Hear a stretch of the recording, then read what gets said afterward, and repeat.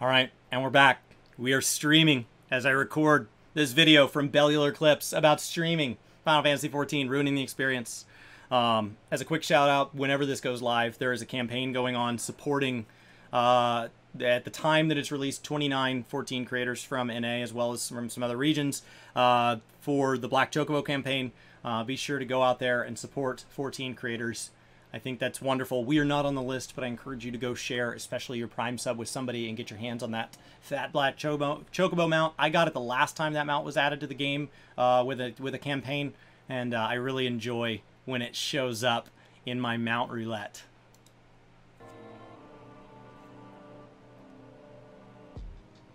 Aye, that's it. We're nearly there for last week's supers. Then we can get into the news. Nice one. We've got Shafe, who said, "Quit WoW roughly a month ago. So done with the game. FF seems quite good. Seeing you talk about it all the time, maybe I'll look into it." That's been the experience of many people, including Asmongold. I think that's actually why they pay streamers to come over and try it, or why they do partnerships like this that highlight streamers, because it does support the game. It does support growth, and it tells people something they should consider trying, or that if they're on the fence of trying, that it's worth the risk. we will cover that soon, Yes. because I think that streaming A Realm Reborn is an exercise in self-flagellation. I think that it will make for a probably not very entertaining stream, and I think it'll be a shit show. Could be different if it was Shadowbringers, but A Realm Reborn, just to me, that is not streaming content. Yeah, it's Well, thankfully, Twitch is a place where you can get, and more, they're getting better about trying to put tags in there and the ability to search for the content you want, so it's not just sorted most viewers to least viewers, because Sprout streams are a thing. Just like in WoW, a lot of people might want to watch Mythic Plus or PvP or raiding. There is an entire community around gold making, an entire community around leveling alts, an entire community around pet battles. There are these things that people do that are just different. And there are a lot of people that love watching somebody's first time experience through something that was meaningful through them. It's the same reason reaction content does well. We love seeing those moments, seeing people experience emotions that we didn't get to see ourselves experience because we don't see our own faces, but we did get to feel. Getting to see their face, getting to see if they find the same moments we did exciting, or maybe they find something different exciting. I love watching Night Sky Prince react to things that I've seen because he catches different things than I catch. But I like watching Brian get excited because many times he gets excited about the same thing in the content that I do. And so there are different reasons for watching that, and I think that the 14 community does have a group of people that love to go in and watch first time MSQ. Everybody seems to go into that chat and be more than willing to act as a self-appointed mod and helping to stop people from backseating too much or from spoiling anything upcoming.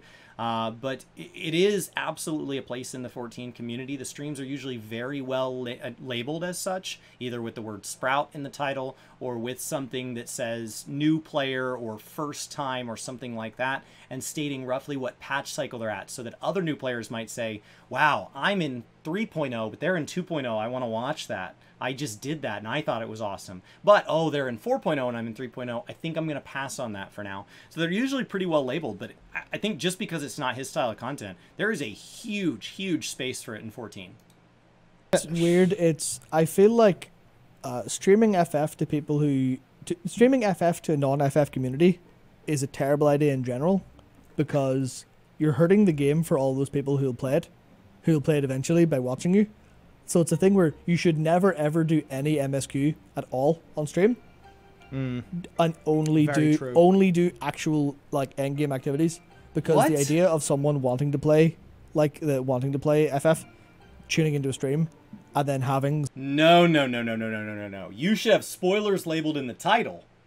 This community loves to watch story reactions on YouTube and on that. So to say never, ever, I will say that day one streams of spoiler, the audience in 14 as opposed to WoW were day one of a patch, 9.1. The 29th of June is going to be a huge day for the number of people watching WoW. The next release, the release of 6.0 on November 19th, is not going to be a huge day of people watching 14 MSQ because they'll want to experience it themselves.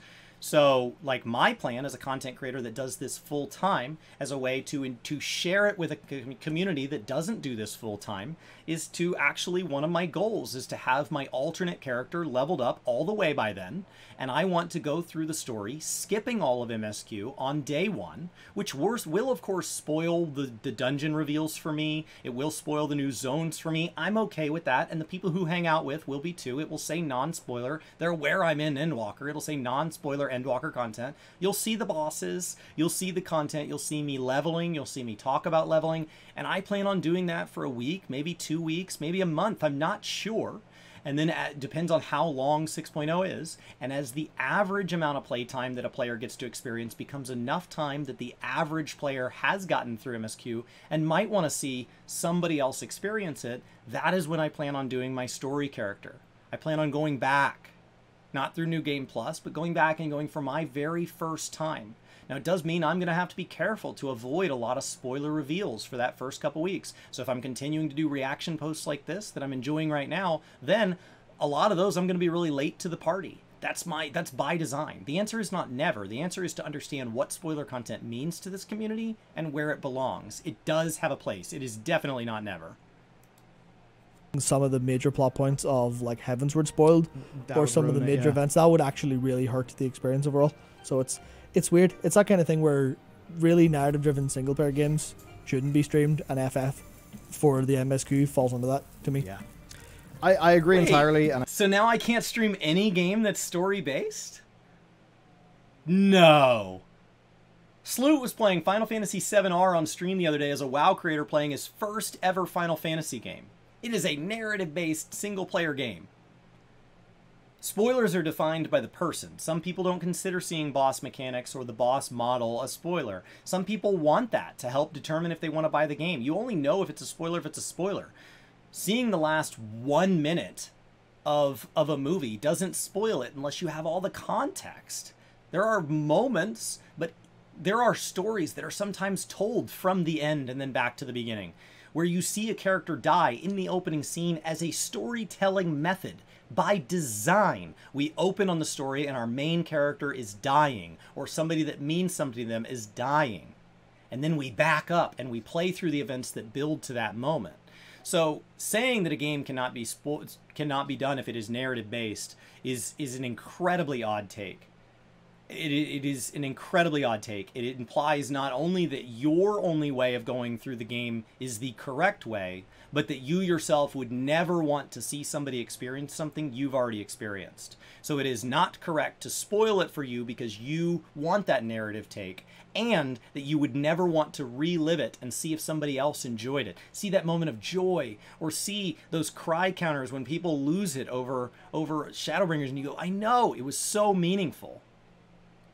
So should it be well labeled? Yes, because is there a percentage of the population that does not want to see this? 100%. Be careful of titles, be careful of thumbnails, be careful of how you invite people in to give people who don't want that the opportunity to avoid it. But is that all people? Not even close. And I think some of that is just such a problem with, working in games in various different capacities. Yeah. If that is the thing of a streamer, I mean, imagine being a full-time streamer but loving narrative games. Yeah. God damn, that would suck. Because your actual gaming tank will be out of fuel by the time you finished your stream with your stream-friendly game. But how are you even going to be able to properly... Ethis Asher is a full-time lore creator who streams a ton. There are plenty of people in this community, as a narrative-based MMO, let's only view this one, that care for story. And they stream their experience. Rook from Bird of Chess streams her experiences. Many of our Sprout streams are people that are invested in lore. That's what people like to see. That gets more viewers than speedruns.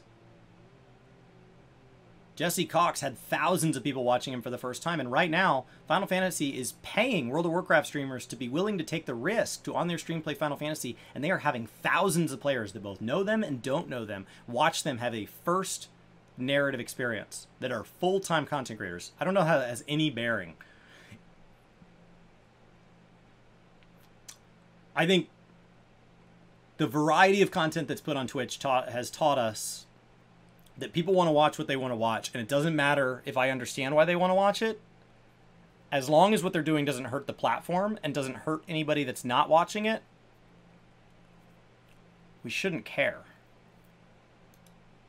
Pretty experience a narrative game with a story because you'd be so burnt out from the rest of it. Yeah. There's final 2 catch-up questions, both from David Granger, who says, "Hey guys, Diablo 4 manages to create an amazing MMO world experience. Would you like to see Warcraft 4 MMO introduce us to the 5 years before World of Warcraft started or existed alongside WoW?" So I'd say there is Diablo 4.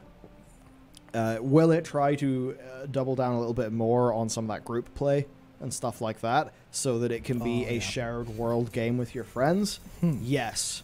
And I think that will soon become a modern definition of an MMO where people will actually see games like Valheim as being MMO-ish. So the super chat that just popped up for them, supporting them, asked if there was a way to let devs know that you came into the game because of a creator that you want to support, just to kick that can down the road so that they can be included in things such as the Twitch collaboration campaign, where they picked a handful of creators to get to represent the community and do giveaways around supporting those creators monetarily, or so they can choose to invite them to early events like Media Tour, or choose to give them tickets to something, or choose just to think about them when they represent people, is inviting people on stage in FanFest, or just know that, hey, that person is somebody that we should appreciate as the community.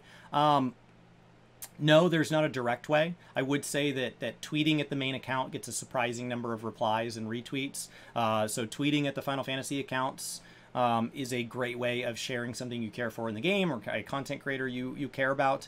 Hopping on to big trends when people do that. Hey, tell us what content creator you supported, starting things like that, and seeing a number of people, just seeing a whole thread, so that if they do see that post, they don't see that it's one post that got retweeted and liked a bunch of times. They see it's one post with just person after person after person after person, and watching that person's Final Fantasy content and leaving comments down below, because these devs do watch YouTube videos and do watch streams, and so going in there and helping support them in that way, even if you're lurking in their stream, even if their video is just playing while you do the dishes and you don't catch quite every word, saying afterwards, hey, you know, been really enjoying your 14 content lately and just wanted to say thanks. Supporting that creator and all that is the best method. Do I wish WoW and 14 had a better method of doing this? Of course. Am I biased in that? Of course. Guild Wars 2 has the ArenaNet program, and it more directly supports them. But if you want to support people streaming 14, if you want to support people making content about 14, no matter who that person is, go thank that person. Go thank Bellular. Go thank people like Lucron doing story-based content right now. Go thank Syncweaver trying to become educated across World of Warcraft content to better understand what people coming in are experiencing. Go thank people who are doing all sorts of things in and around the space. Glyn on Hell doing all sorts of things well beyond 14. Bird of Chess being a place around more than one game, but Final Fantasy always being spoken fondly of. Go support these creators. Of course, support the big ones, Mr. Happy, Zeppla, Spofi. You know, even Lamatot at this point has really become a strong, positive force in the community. Go support them and let the devs know that that's what you're doing. If somebody invites you into this game, then that's the time to go out of your way. It's like when a business asks you to leave a review on Yelp or whatever the local service is that they want to increase their rating on, their visibility. This conversation is about streaming, and as a full-time content creator, I can tell you, telling the 14 devs that you appreciate me means a lot. Telling me you appreciate me means a lot. When negativity hits, or when the devs come out and say, hey, here's a list of content creators we support, and you're not on it, or when somebody criticizes you, on any platform, especially in your own comments section, it can feel very negative. And the human brain is really funny. Our little lizard brains require 9 to 10 positive comments to outweigh a negative comment in many cases. Go be one of those positive comments. So when that super chat popped up saying, hey, how do I say thank you guys for 14? Keep updating them. You thanked them today here on their stream when they filmed this. Thanks for getting me into 14. Come back in a later video and say, hey, just wanted to say thanks again. I'm level 50 now on my journey. I said thanks for getting me in, and I'm even more thankful now. Come back and say, hey, I just got to Shadowbringers. Update them on your journey. People come in my stream regularly, let me know where they're at. And that's awesome. That's awesome. and that'll be like the bar. Yeah, you're like, what? How does that make sense? But It the doesn't make experience. sense, but the way that you play it is with those people in your Discord server, in a group, and you're going through some sort of large world. Yeah. Which is kind of what MMOs did years ago, and we didn't have as many of those games. Yeah, that's it. We have moved the goalposts on MMO so hard. Terraria is now an MMO. It's weird. Like, it's like I sort of I don't fully agree with the phrasing of the question, but I get what he's going for. Now, as for a Warcraft 4, Warcraft 4 will not happen, in my view, as a real-time strategy game. Yeah. If it does happen, then I imagine it would be some sort of like character action game, or another format of role-playing game. Yeah. But I don't see it happening, because I think World of Warcraft is what's going to carry that one forward. I mean, my personal sort of wet dream is you do a WoW expansion, then Warcraft 4 RTS happens. That kind of sets up the next expansion, but I don't think that'll happen. Yeah. Sorry, I was distracted there because I believe we had a small F, but there's nothing. So Final Fantasy had a number of different combat systems. It's had a number of different game types, especially across platforms like mobile, compared to platforms like PC and console. They have had a huge library of games. We talk about Final Fantasy 16 coming out, and that it might imply to a new person that there's only been 16 of these games. There are a ton of non-numbered titles. It's a giant, giant franchise. Square Enix as a whole also includes properties like Avengers and Tomb Raider and the Kingdom Hearts series, and I mean, the list goes on and on and on and on. It's a massive, massive, massive production. Blizzard as a whole, even before you look out to Activision and the relationships they have with like King and all of that, the Blizzard has a number of titles across a number of IPs and a number of game types. And Warcraft, starting as an RTS, becoming an MMO. StarCraft, they considered StarCraft Ghost. These games both playing into something like Hearthstone. Heroes of the Storm having some impact there. Overwatch spinning up out of what is believed to have been a failed project, and that kind of taking a piece of that and evolving it into something that now needs a sequel to the game to be implemented on top of it to add a lore component to something that was mostly gameplay at the start. And so I think that they have a number of ways of telling stories. They've literally made a movie. They have a number of ways of building on their IP and letting those IPs play with each other within things like the Blizzard launcher, within the achievement system, getting minions from other games and stuff like that. Ordering the deluxe copy of Diablo, giving me a Diablo mount in World of Warcraft. They have all these ways of tying these together, these crossovers, not in the Final Fantasy true like crossover, there's a boss in game, but these little tributes. And I think that it would be neat to see them play with that a little more. It would be neat to see them say, hey, there's an event in Warcraft 3 Reforged where you can play through this, and you're going to take your character and you're going to fight through a scenario where we're going to reveal something about the jailer. We're going to reveal something about Sylvanas. There is something neat about that. I don't want it to be so required. It is kind of odd when you lock canon away, but it needs to be something that at least somebody like their version of Ethos' Noble 87, something that Noble 87 could sum up in a video for you. Somebody like Bellular could sum up in a video for you if you don't want to do it. But if you want to go experiencing it, a chance to invite you into other games, and thank you for doing so, is something that I wish they would do more of, not less of. I think on OBS is in here, so no drop frames, no the things. Fs don't seem to be continuing. Yeah, I remember they're behind us now, but Then right. David Granger also said, love me some WoW and Final Fantasy. I think Blizzard should look at why WildStar failed and compare retail WoW to that formula and adapt. Yes. You know what's interesting? I don't really know exactly what the crossover is. In my head with WildStar, or at least why I never got into WildStar is it felt that they really hammed up Saturday morning cartoon. So to me, I was just like, "Well, cool. I really take this world that seriously." Actually, yeah, same. I could never take the world of it seriously, which meant I could never take the fantasy of it that seriously. It just didn't do a good enough job of making me care about where I was. So I think WoW's version of that is, don't make the lore and the setting so alien to player expectations that they no longer feel at home in that world. Because basically WildStar didn't feel like it could ever be a home to me. Yeah. because Saturday morning cartoon, I don't really like. The guild. Sci-fi stuff. What does that mean? Like, but... What does that mean? Why was I in the name? Did Brian support some stream? Why was my name on the screen? Longer feel at home in that world, because basically WildStar didn't feel like it could ever be a home to me. Yeah. Because Saturday morning cartoon, I don't really like. Sci-fi stuff, I do like, but it just didn't come together. So for me, it was nothing to do with the 40-man raiding and WildStar trying to be alt. It was nothing of any of that. It's purely just fantasy and setting didn't mesh for me. Yeah. Whereas I guess, like, funny you say feel like they could be a home, and I very much have always felt that World of Warcraft. I feel it less with Shadowlands. I felt it perfectly fine every other time we went anywhere. Please note that this says work 2 game, not with the number 2. Yeah, if it's on Twitch, that's not us. That's somebody did that.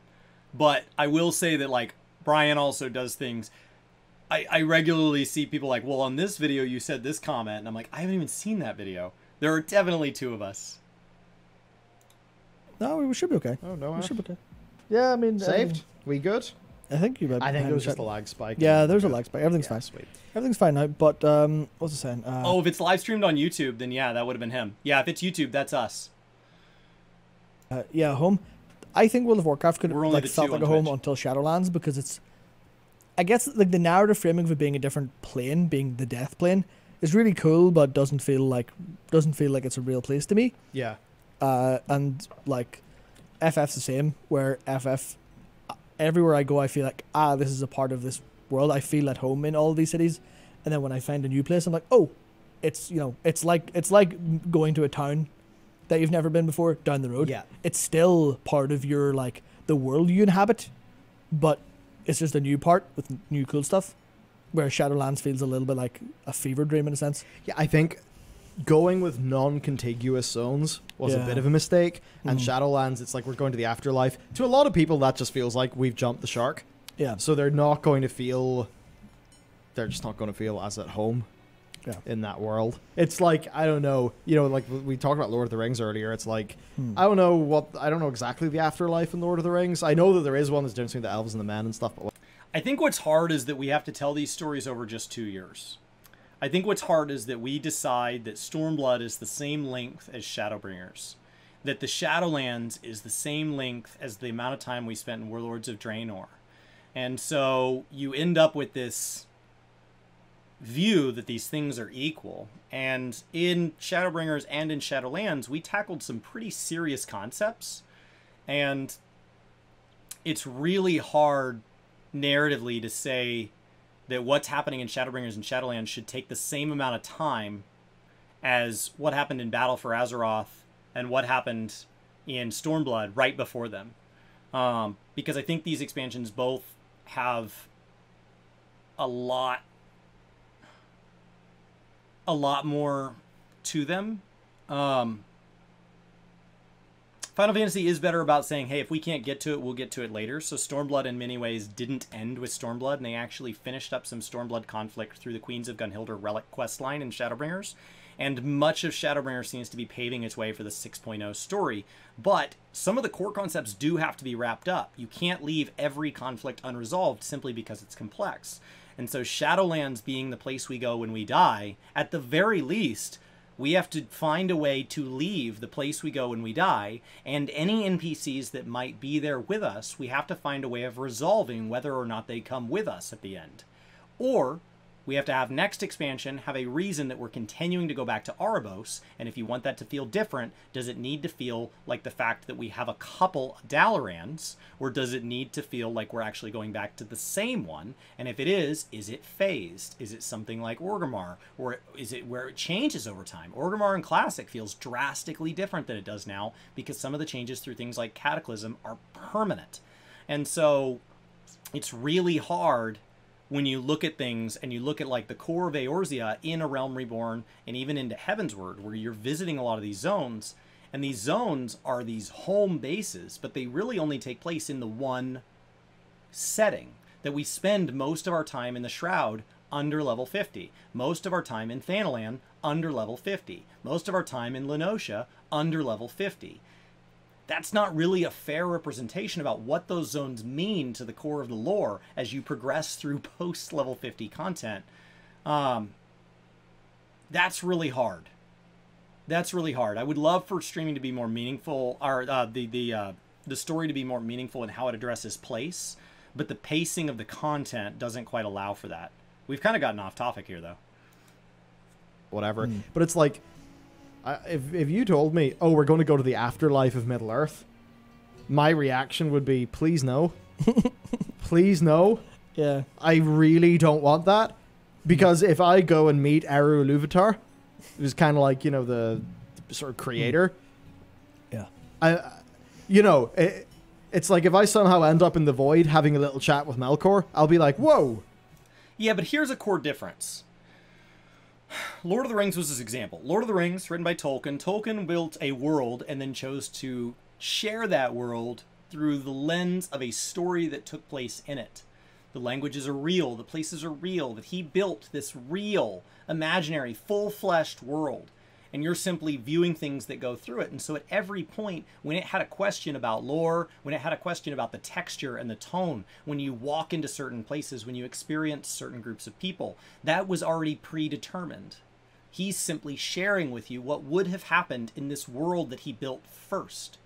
World of Warcraft did not do a great job of telling story early on. And so what Shadowlands gives them an opportunity to do, what Endwalker will give Final Fantasy, even as a story-based MMO, an opportunity to do, is to go back and dig deeper into things that simply weren't fleshed out the first time. There are people that we killed that it turns out are more important than we knew at the time. And so without flashback technology, without making us play through previous versions of the storyline, which we could do, another way to do it would be to visit with that person in an afterlife. Another way to do it would be to visit with redemption arcs after the fact, or see people who really just turned out to be awful. It would be interesting to go back and interact in a zone. We go back and we interact with the Houndmaster from Scarlet Monastery in a quest. We go back and we interact with Lady Vosh, a raid boss from the Burning Crusade, in a quest. We interact with previous dragons. We interact with relationships that characters had with each other that we would have never been exposed to. So without flashing us to a place that we were not, to simply see a conversation take place, they've given us a chance to see how those characters interact with each other and justified our character being there for that moment. Endwalker has a lot of these opportunities as well. There are things they could not have revealed to us in ARR, or did not reveal to us in ARR, that Endwalker can go back and address. It can go back and tell us more about these concepts like Hydaelyn, and what is a primal, and what is an Ascian, and what is a sundering. These are just words when you're a new player. I'm not spoiling anything. They're just words. But as you play through the game, those words take on meanings and definitions. But they do that as you go. They do that through the history of the game. So when you go back, you could play through the game and it mostly just leaves questions. It's like watching Sixth Sense a second time through. You see things you didn't see the first time, but you still, in the case of Final Fantasy and World of Warcraft, might have questions that just aren't answered. There are questions in Q&As to these games by knowledgeable members of the communities that have been discussed off-site. And they bring this question, and every once in a while the devs say, we haven't decided yet, or we don't know. Or they say something even worse that actually goes back and conflicts with something else, and that's incredibly frustrating. These are not physical real worlds, and they were not thought about as worlds first and then stories second. They have been built as they went. And so I think the difference between this and Lord of the Rings is that going back through something like Shadowlands or Endwalker is a really healthy thing for a player to get to go back and resolve conflict that they were not ready or were not capable of resolving the first time. Whoa, what's going on? What's going on? This feels weird. Where am I? You know, suddenly King Elisar does not feel like an important character because I just had a chat with God, and through that void gate is the ultimate enemy of the universe. Sharks shouldn't be jumped. Yeah, but bit different feeling than here's a couple kobolds, beat them up. Yeah. I think that's, and like I think his example there became problematic with scope. one of the problems with MMOs going on and on and on is at the end of the first expansion, you can just kill a big bad guy. But at the end of the second expansion, you've got to really kill the big bad guy's boss. And at the end of the third one, you probably need to kill the maker of the big bad guy and the big bad guy's boss. And then after that, you need to kill the god that inspired them and manipulated them. And then you need to kill the guardian of that young god. And then you need to go kill the ancient of the guardian. And so it just keeps scaling up and up and up and up. So I do think at some point World of Warcraft may need to at least narratively consider what Endwalker is proposing. We don't know what it's going to do yet. Where in 6.0 they're saying, hey, we're going to wrap this up, not the game, just the story. And in 6.1 we're going to start over. Because this is getting a little out of hand. And I think we're at a good point to say, this is a good place to close this loop. This is a good place to put a bookend on this so that we can start telling a new story and not let this get so insulting that it's like a TV show that went 1 or 2 or 3 seasons too long and you really ruined a good thing instead of knowing when to bow out. I have heard from a lot of people with Shadowlands that it's just that bit. And it's the thing we've long thought about Shadowlands, which is it's way more cool to Blizzard than it is to us. And that's because Blizzard are exploring their own lore. They're having fun doing that. But I think they're not entirely thinking about the player experience. And I think that's because they're so used to being World of Warcraft, being on top, and basically always getting a win. Yeah. And that's that. I mean, in their head, they got away with a time travel expansion. So surely they can get away with anything. Yeah. Pandas, then time travel. Sure, we can go to the afterlife. But to players, it's like the pandas, they still got Warcraft in there. The time travel. The whole point of Warlords of Draenor. Remember all the memes of it being savage? Yeah. It was just it doubled down in Warcraft as a metal album cover. That's why people, meshed with the fantasy, even though it was, hopping in the DeLorean and, I mean, not literally mechanically, but you get what I mean. Yeah, I mean, they put a gore hall in the middle of a taxi, like. Oh, yeah. That was metal, like. Yeah. That feels like something Chris Metzen had dreamt about as a kid. That and Azeroth choppers. Yeah, finally got to do it. It's like, fuck, yeah, let's go. If you guys want to go support Chris Metzen, I believe at this point he has a mini wargaming company that he started. But oh man, so caught up with supers. We've caught up in supers. Yeah, I suppose we should probably address. We do have a lot of supers from a very, very generous audience. So they didn't really talk about streaming the new player experience except saying that it was bad. I disagree with that. I think inviting people into your experience wherever you're at in your journey is a personal choice and a personal journey. Choosing to join somebody on their experience wherever you're at versus wherever they're at is a personal choice and a personal journey. Streaming, thankfully, on Twitch is not just about gaming. It never was. It is predominantly seen as a gaming platform. At this point, it started as a guy who wore a big old laptop on his back named Justin. This is a living and breathing platform that welcomes a number of creators from a number of different backgrounds who want to focus on a number of things. Many gaming creators don't even spend all their time in gaming talking about gaming. They share life experiences, they have deep and meaningful conversations, or like me, they just go on too long about a subject that's probably too small to justify 22 minutes later. It doesn't really matter, and so whether or not you're streaming the way somebody else would play the game, the great thing is they don't get to define their experience by you, and they don't get to define your experience by them. It is your journey, and if you don't want it to be gameplay centric, end game centric, then you can scale it back as far as you want until maybe there's not even gaming. Maybe it's just conversation. It really is your choice. Yes, Twitch is mostly known for gaming, but to say that it's only gaming, you'd have to add kinda.